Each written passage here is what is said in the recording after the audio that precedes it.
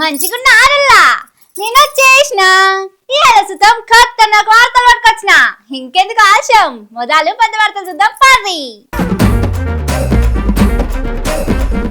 రైతు భరోసా వేస్తానంటుండు మంత్రి సారు. జనం అంటుర్రు, ఎవరు నమ్ముతారు? గ్యాస్ ట్రబుల్ వచ్చింది దేశానికి, కొందామంటే దొరుకుతలేవట హోటళ్ళకి. రేవంత్ మీద కేటీఆర్ పంచులు, హరీష్ అన్నను కలిసిర్రు రిటైర్డ్ ఉద్యోగులు. రాహుల్ కు మూసి బాధితుల లేఖలు, వినోస్తాయో లేవో విన్నపాలు. బాధితుల తరుముతురు వెలుగు మాటల, అర్హత లేదని రాసిరట రికార్డుల్లా. ఓ సారు, మీరేంది సార్? ఇక రేవంత్ సార్తో కాదులే, రైతు భరోసా ఉండకపోవచ్చులే. 2 మాటలు ఎగ్గొట్టినట్టు 3వ పారు కూడా ఎగ్గొడతారులే అనుకుంటారు రైతులు. మళ్ళేదో అంటుండు కదా మంత్రి వివేక్ సారు. ముఖ్యమంత్రి మాటలకే దిక్కులేదు. ఇక మంత్రి సార్ వచ్చిండు రైతు భరోసా వేస్తామని చెప్పేటందుకు. సరే తీర్రి, వివేక్ సార్ కు ఏమన్నా ప్రచారం ఉన్నది కావచ్చు. ఈ నెలనే రైతు భరోసా వేస్తాం, 4500 కోట్లు ఈ నెలల, వచ్చే నెలల ఇంకో 4500 కోట్లు వేస్తాం అంటుండు సారు. మరి తుమ్మల సార్ కదా వ్యవసాయ మంత్రి, ఆయన ఎందుకు చెబుతలేడో గీ ముచ్చట. అంటే సారు చెవికి ముచ్చట ఇంకా చేరలేదు కావచ్చు, లేకుంటే సార్ అసలు పట్టించుకుంటలేడు కావచ్చు. ఏమో నుల్లా, డిసెంబర్ అటే బాయే, సంక్రాంతి అటే బాయే, మున్సిపల్ ఎన్నికలు కూడా అటే బాయే. వివేక్ సార్ వచ్చి ఉగాది ఆఫర్ ఇస్తుండు. తెలుగు కొత్త సంవత్సరం అంటే ఉగాదే కదా, మరి మనం కూడా కొత్త సంవత్సరం ఆఫర్ అనుకోవాలనో ఎట్టా? ఏమో నుల్లా, మరి ఆశనైతే పెట్టుకోకుర్రి. నోరార చెప్పిండు రేవంత్ సారు, ప్రతి సభలో పెద్దంగా అరిచి మరీ చెప్పిండు. ఏసినాడు వేయలేదు కదా. ఇప్పుడు వివేక్ సార్ మాటలు నమ్మి మళ్ళా గోసవాళ్ళు ఎందుకు చెప్పుర్రి? పడ్డనాడు పడ్డే అనుకోవాలి, పాడని నాడు మనకు రాసి పెట్టి లేనట్టుందిలే. రేవంత్ సారు సీఎం అయినాక హిట్టనే ఉంటది కావచ్చు అనుకొని నిమ్మల పడాలి గంతే.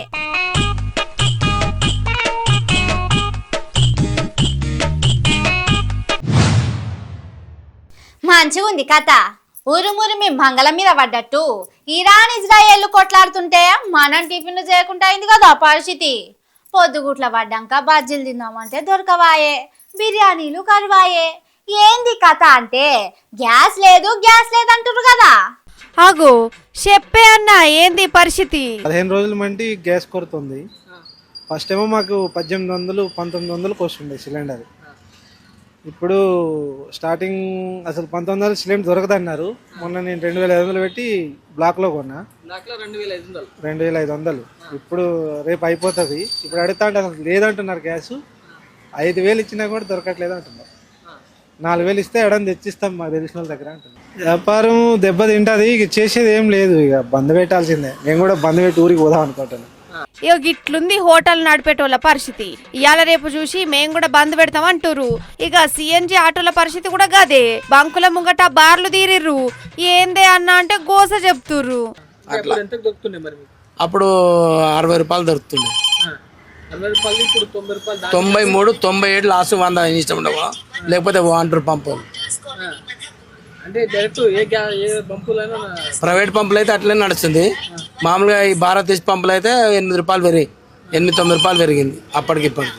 మరి కొట్టేస్తుండ్రు సార్, పుట్ట అంతా కొట్టేస్తుండ్రు. గవర్నమెంట్ మొత్తం ఎవరికి చూస్తలేదు. ఇప్పుడు ఏం చేయాలి? కొంచెం కడుపు కన్నా అది ఇప్పుడు కూడా బోని కూడా కాలేదు నాకు వచ్చినాక. 60 లోపల ఉండే, ఇప్పుడు 90 రూపాయలు ఉంది. ఇప్పుడు ఒక జాగాలో 92 ఉన్నాయి. ఆ శ్యామ్లాల్ గవర్నమెంట్ పంపు ఉంది, 68 రూపీస్ ఉంది. దానికంటే 2-3 గంటలు అవుతుంది నిలబడి తెస్తానికి. ఇక్కడ అంటే 90 రూపాయల తీసుకున్నారు బిలాకే అంతే, ఇంకేమి. ఎవరంటే ఇష్టం వాళ్ళకి చేస్తుంది. ఎవరు దాదాపు ఏమి అర్థమైతలేదు. ఈ ఏం చేస్తుందో ఈ కాలం. రాజ్యం బాగాలేదు. ఏ రాజ్యం అన్నా కాదు, ఇది కానీ సెంటర్ కానీ రాజ్యం బాగాలేదు. అంతా దోసుక తింటారు. పాత మా చిన్నప్పుడు చూస్తాము, ఆ రాజ్యం వస్తుంది. వాళ్ళ కట్టెల మీద వండాలి, తినాలి. తీసుకోపోతే తీసుకోపోండి, లేకపోతే లేదు. ఇప్పుడు రాదు అంటున్నారు వాళ్ళు. ఇప్పుడు తీసుకొచ్చి మీ ఇంటికి అడిగాలంటే కాదు, బుకింగ్ రాదు ఇప్పుడు అంటున్నారు. అలా ఛాన్స్ ఇస్తలేరు వాళ్ళు. అడగనికి మంది ఎగబడ్డరు. ఒకరి మీద ఒకరు ఎగబడరు, వాళ్ళు ఛాన్స్ ఇస్తలేరు అడగమంటే. అంతేకాదు గ్యాస్ దొరకక వంటింట్లో హోటళ్లనే కాదు రైతుల మందులకు కూడా తిప్పలు వచ్చి పడ్డదట. అసలే యూరియా దొరకక తిప్పలు పడుతుంటే యూరియా తయారీలో కూడా గట్లనే అయింది. రామగుండం RFCL యూరియా ఉత్పత్తి సగానికి సగం తగ్గిందట.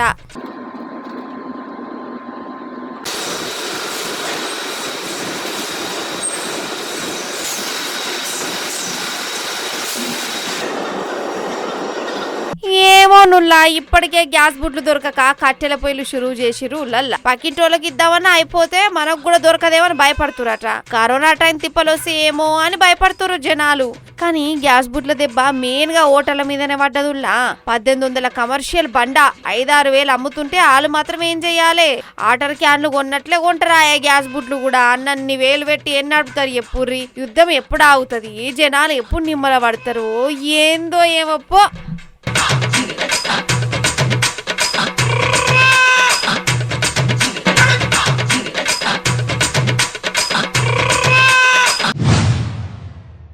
సర్కారు కొలువు అంటే ఎట్లుండేటిది? ఒక్క పారిగా కొలువు వస్తే బతుకంతా రాజా లెక్క బతకొచ్చు, దిగులు సింత లేకుండా బతకొచ్చు అనుకునేటోళ్ళు.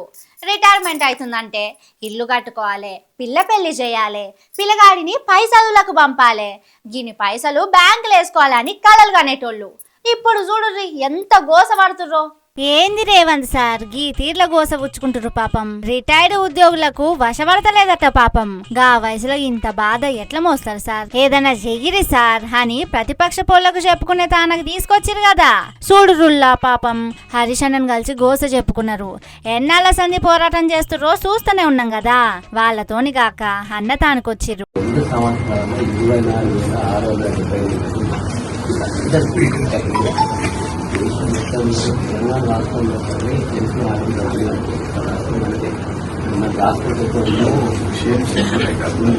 ముఖ్యమంత్రికి మనసు లేక ఎందుకు మాట్లాడుతున్నారు? మూసీ ప్రాజెక్టు 10,000 ఇండ్లు కూలగొడతా, గాంధీ బొమ్మ పెడతా, 10,000 ఇండ్లకు కంపెన్సేషన్ ఇవ్వాలంటే 20,000 కోట్లు కావాలి. మూసీ ప్రాజెక్టు 1,00,000 కోట్లు కావాలి. ఏదన్నా చెప్పుర్రి. రిటైర్డ్ ఉద్యోగుల గోసనైతే దారుణముల్లా. ఎన్నెన్ని ఆశలు పెట్టుకుంటారో ఎరకనే కదా. ఆ సొంటోళ్లకు పైసలు ఏమంటే మొన్న సారేమన్నాడో చూసినాం కదా. వాళ్ళకి ఇస్తందుకు పైసలు లేవట సార్తానా. రిటైర్మెంట్ ఉద్యోగస్తుల బెనిఫిట్స్ ఇవ్వడానికి కూడా ఖజానా ఖాళీగా ఉంది. రిటైర్మెంట్ ఉద్యోగస్తుల బెనిఫిట్స్ ఇవ్వడానికి కూడా ఖజానా ఖాళీగా ఉంది. ఇక ఇఫ్తార్ విందుకు పోయిన కేటీఆర్ సార్ కూడా గట్టిగానే అరుచుకున్నాడు సర్కార్ను. కేటీఆర్ సార్ అయితే ముఖ్యంగా దానం ఇష్యూ మీద దంచిండు. దానం నాగేందర్ సారు పార్టీ మారి కూడా పార్టీ మారలేదని చెబుతుండు. దాన్ని స్పీకర్ సార్ కూడా కరెక్టే అంటుండు కదా. అగో గదే అరుచుకున్నాడు సారు. पर यहाँ के जो एमएलए आपके बदौलत, आपके दुआ से जो जीते, आपके वोट से जो एमएलए जीते हमारे, आज वो जाके रेवंत रेड्डी की गोद में बैठ गए और कह रहे हैं हमसे कि भाई मैं कहां गया, मैं तो आप ही के साथ हूं. एमएलए है नागेंद्र गए, कांग्रेस पार्टी में शामिल हो गए और वहां से एमपी इलेक्शन भी लड़े. अब बोल रहे हैं कि मैं कहीं नहीं गया, मैं तो आप ही के साथ हूं. अब ये रमजान का महीना है, इसमें ऐसे झूठ बोलेंगे तो अल्लाह भी कबूल नहीं करेगा, अल्लाह भी माफ नहीं करेगा. గిట్లుంది రాష్ట్రంలో రేవంత్ సార్ ఏలువడి. ఏరు కోరి నెత్తిన పెట్టుకున్న వాళ్ళకే తెలవాలి సారు ఏ లెవెల్లో న్యాయం చేస్తుండో.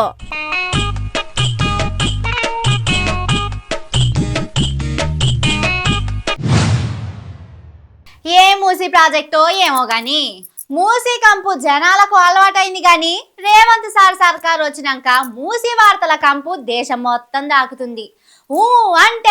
అంటే మూసీ మూసీ మూసీ అంటుండు కదా రేవంత్ సారు. ఏమన్నంటే గాంధీజీ విగ్రహం అంటాడు. అగో దెబ్బ మీద దెబ్బ తాకుతుంది రేవంత్ సార్కి అయితే. గాంధీ తాత మీద ఎవరన్నా వ్యతిరేకంగా మాట్లాడినట్టు ఇన్న రానుల్ల దేశంలా. కానీ రేవంత్ సారు ఏ టయాన విగ్రహం అన్నాడో అప్పటి సంధి ఇప్పటికిప్పుడు ఆయన విగ్రహం ఎందుకట అనే కాడికొచ్చిరు జనాలు.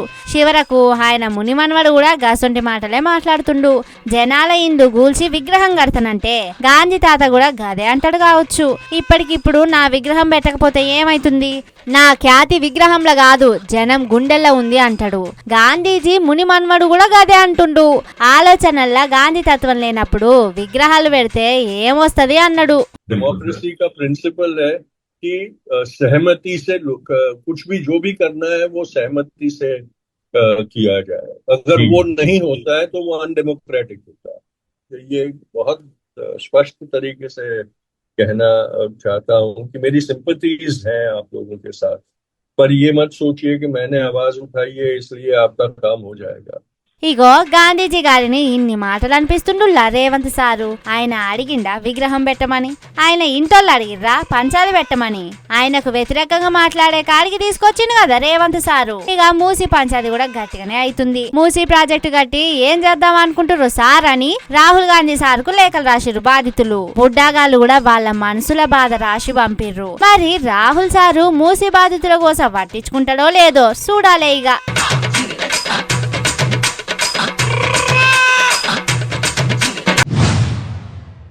ఎన్నెన్ని అన్నారు, ఎన్నెన్ని మాటలు అన్నారు. మా రేవంత్ సార్ను అట్లా అంటారా? అగో అందరి నోళ్లు మూపిస్తా అని సారే నోరిప్పిండు చూడుర్రి. సార్ మీరెవ్వలకు తడవద్దు సార్, మీ వెనక పొంటి మేమున్నాం. 100 కోట్ల మంది మీ ఫ్యాన్స్ ఉన్నారు. మన రాష్ట్రంలో 4 కోట్ల మందే కదా అనుకోకుర్రి. ప్రపంచం మొత్తంలో 700 కోట్ల మంది ఉంటే అందులో 400 కోట్ల మంది మీ ఫ్యాన్సే. మీరు ధైర్యంగా మాట్లాడుర్రి sir. Stepping stone for my dream. I've told many times with my colleagues and my friends, this is the place for not Tollywood, Collywood, Bollywood. I've been focusing on Hollywood. Told my people, I'm offering to establish your institution there. I'm going to allot you land. You construct a bigger office. You people are saying that's a small office.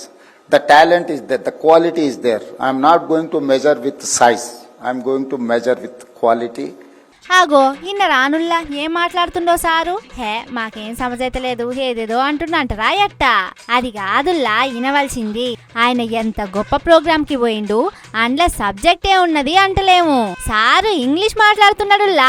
English సార్కు English రాదన్నట్టు ఎంత trolling చేసిర్రుల్లా. పాపం శివరకు ఆయననే నాకు English రాదు, అంత పెద్ద చదువు రాదు అని ఒప్పుకునేదాకా తీసుకొచ్చిర్రు. సార్ దలుచుకుంటే రానిదేమన్నా ఉంటదా? పింఛన్ను తీసుకునే వయసు వచ్చినా మొన్న కూడా బడికి పోయి చదువుకునే. ఇంగ్లీష్ పిలిచి నేర్చుకోడా ఎట్లా? సరే గది చూస్తుంటే బట్లర్ ఇంగ్లీష్ ఉన్నట్టే ఉంది అని మళ్ళా ట్రోలింగ్ చేశారు. చదువుకునేటోళ్లను ఎంకరేజ్ చేయాలి. మొన్న బడి ఫీజు కట్టి బయట దేశంలో చదువుకు పంపినాం కదా తెలంగాణ జనాలం. కావాలంటే మళ్ళీ ఏదన్నా రాత్రి బడికి పోతానన్నా పంపుదాం. సార్ పట్టుదల చూడుర్రి. ఎట్లనన్న చేసి ఇంగ్లీష్ నేర్చుకొని కేటీఆర్ సార్తోని పోటీ పడదాం అనుకుంటుండు కావచ్చు. గట్టిగానే కష్టపడుతున్నాడు. పాటల పోటీలు, కవులకు పెట్టే పద్యాల పోటీల లెక్క రేవంత్ సారు బాగా ఇంగ్లీష్ నేర్చుకున్నాక కేటీఆర్ సార్తోని ఇంగ్లీష్ మాట్లాడుట్లా పోటీ పెడితే మస్తు క్రేజ్ వస్తుంది కావచ్చు. మీరు కానిర్రి సార్ మాట్లాడుర్రి.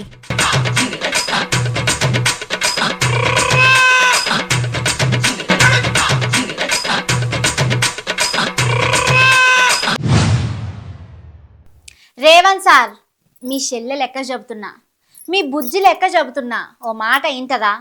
మీరేదో ఆదుకుంటారు, అద్భుతాలు చేస్తారని ఓటేసిరు కదా, గా జనాలంతా పొట్టు పొట్టు తిడుతుర్రు.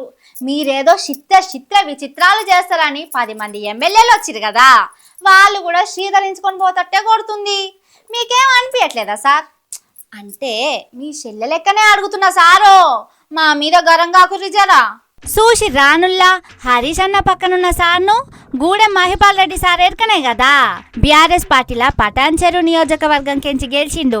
అటెంక కాంగ్రెస్ పార్టీ అధికారంలోకి రాగానే మా రెడ్డి ముఖ్యమంత్రి, మా రెడ్డి మంత్రులే ఉన్నారు అని రెడ్డి చేతుల మీదంగా చేయి గుర్తు పార్టీలో షరీకైండు. అటెంక అంత ఉత్తకతే ఉన్నది అని మళ్ళా బీఆర్ఎస్ దిక్కొచ్చిండు. మొన్నటిదాకా అటు ఇటు ఊగిసలాడుతున్నాడు అన్నారు గాని మొన్న మున్సిపల్ ఎన్నికల టయానికి ఎంట్రీ ఇచ్చిండు సారు. పటాన్ చెరు నియోజకవర్గంలో ఉన్న అన్ని మున్సిపాలిటీలు బీఆర్ఎస్ పార్టీకే దక్కేటట్లు చేసిండు.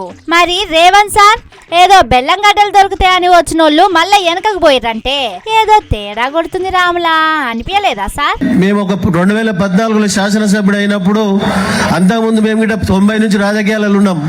1 లక్ష రూపాయలు కావాలంటే చెప్పులు అరిగిపోయినాయి. ఈ 2 సంవత్సరాల అదే పరిస్థితి.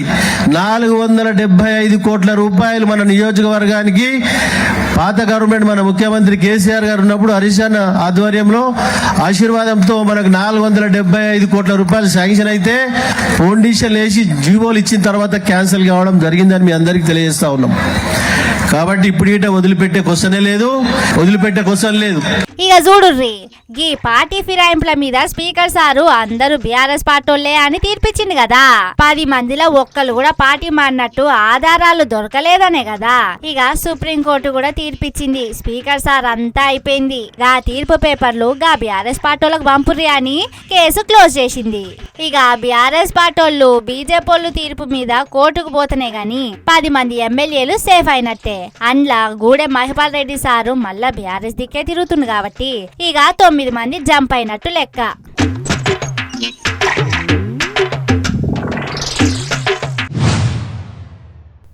అన్ని సగం సగం పనులే చేస్తాడు మన రేవంత్ సారు.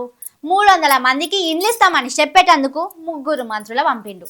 మరి తతిమ్మ 700 మంది పరిస్థితి ఏందో చెప్పలేదు. అగో వాళ్ళ గోసలు చూడు రోపారి.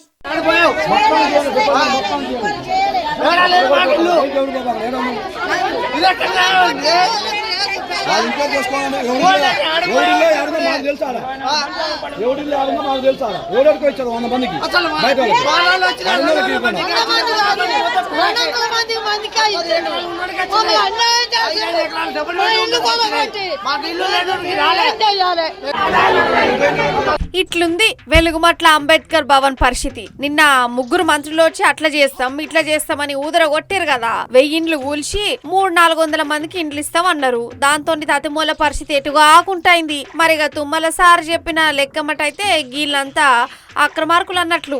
అప్పటికి నిరుపేదలను గుర్తించి అక్కడే ఉంచి అనర్హులను గాని, దోపిడీదారులను గాని, దగాకోరులను గాని, మోసం చేసేటటువంటి వాళ్ళని బయటికి పంపిద్దామని చెప్పి చాలా ప్రయత్నం చేశాం. మీకై మీరే సామాన్లు బయటకు తీసుకెళ్లి, ఎందుకంటే ఆ దగాకోరులు బయట పెట్టాలంటే మిమ్మల్ని కూడా బయటికి పంపించాల్సిన పరిస్థితి ప్రభుత్వానికి దాపురించింది. గత 7-8 సంవత్సరాలుగా అటువంటి దౌర్జన్యం, అటువంటి భయానక వ్యవహారాన్ని అక్కడ సృష్టించారు. కాబట్టి మీరు కూడా భయపడి కొంతమంది ముందుకు రాలేకపోయారు. అందుకని మిమ్మల్ని రక్షించడం కోసం, ఆ యొక్క దుర్మార్గుల్ని బయటికి పంపించడం కోసం మొత్తాన్ని ఖాళీ చేసి మీ నిరుపేదలైనటువంటి నిరుపేదలకి ఆ భూదాన భూములు దక్కాలనేది రాష్ట్ర ప్రభుత్వం యొక్క ఆలోచన అని చెప్పి మీకు ఈ సందర్భంగా మనం చెప్తున్నాం. మరి ఇల్లు అక్రమార్కుల సక్రమార్కులు అనేది ఇడిచేస్తే సర్కారు వచ్చి కూల్చింది కదా ఇండ్లు. ఎవరినో నమ్మి మోసపోయి కొన్నారు కదా. గా మాత్రం దయ లేకుండా బయటకు నూకితే ఏడబోతారు సార్లు. నిన్న మీటింగ్ లో ఏమన్నా డైలాగులు దంచిండా తుమ్మల సారు. ఇంకా బయట ఇద్దామంటే కూడా గౌరవ ముఖ్యమంత్రి గారు, రెవెన్యూ మంత్రి గారు, ఉప ముఖ్యమంత్రి గారు కాదు, వాళ్ళు అక్కడే మోసం చేశారు కాబట్టి ఆ నిరుపేదలకు అక్కడే ఇవ్వాలి. దానికి కావాల్సినటువంటి మౌలిక వసతులన్నిటినీ కూడా ఇంటితోటి పాటు మీ పిల్లలకి మంచి భవిష్యత్తు ఇచ్చేటట్టుగా ఒక మోడల్ స్కూల్ కూడా మీ భూదాన భూముల్లోనే నిర్మాణం చేస్తామని చెప్పి కూడా విజ్ఞప్తి చేస్తున్నాం. అంతేకాకుండా దానికి కావాల్సినటువంటి రహదారులు కానీ, విద్యుత్ శక్తి కానీ, మంచినీళ్లు కానీ యుద్ధ ప్రాతిపదిక మీద మీరు రేపు ఉదయం నుంచే ఓపికన్న వాళ్ళందరూ కూడా ఇళ్లు కట్టుకోవడానికి రెవెన్యూ మంత్రి గారి యొక్క సారథ్యంలో మరి 3 మంత్రులు వచ్చి తలా ఒక 300 మంది చొప్పున ఇండ్లు శాంక్షన్ చేపించిన 900 మంది నిమ్మలంగా ఉండేటోళ్ళు. కానీ పేరు గొప్ప ఊరు దిబ్బలు ఎక్కువచ్చి సగం సగం పనులు చేసిపోయిండ్రు. పేదోళ్ళు ఎవరినో నమ్మి మోసపోయిండ్రు. ఇప్పుడు వాళ్ళను మనం కాకుండా ఎవరు ఆదుకుంటారు అనేది ఉండాలి కదా. కదా ఏం లేదులా బయటకు నూకుడే ఉన్నది. ప్రజాపాలన అంటే గిట్లనే ఉంటది కావచ్చు. అంతే కదా రేవంత్ సారు.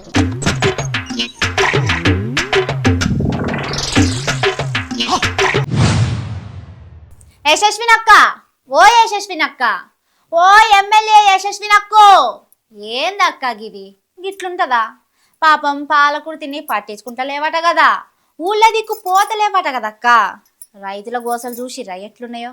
కేసీఆర్ సార్ సర్కార్లా రైతులు ఎట్లుండే, రేవంత్ రెడ్డి సర్కార్ వచ్చినాక ఎట్లున్నదో రైతులకే తెలవాలిగా.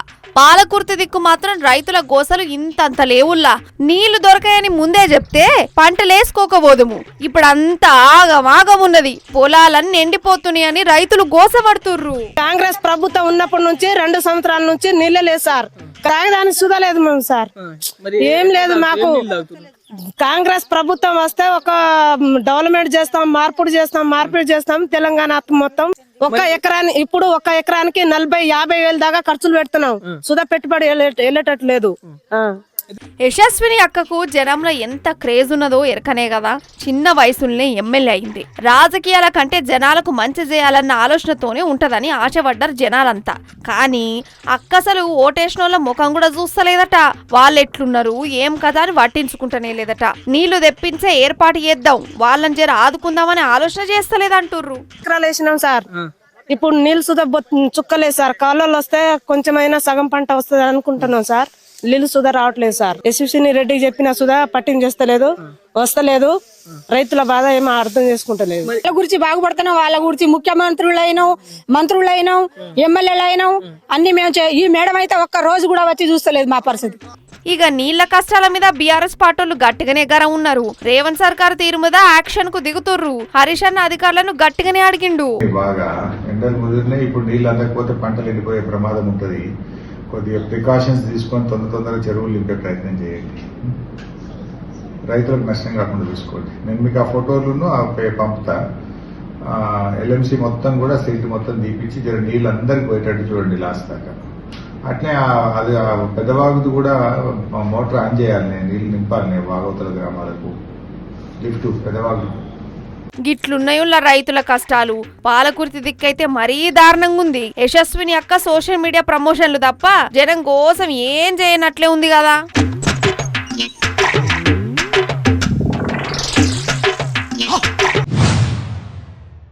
ఇవి ఆటి ముచ్చట్లు. ఇంకిని మస్తు మస్తు ముచ్చట్లతోటి మళ్ళొస్తా. చూస్తూనే ఉండుర్రి మన తీన్మార్. ఇదే అసలు తీన్మార్.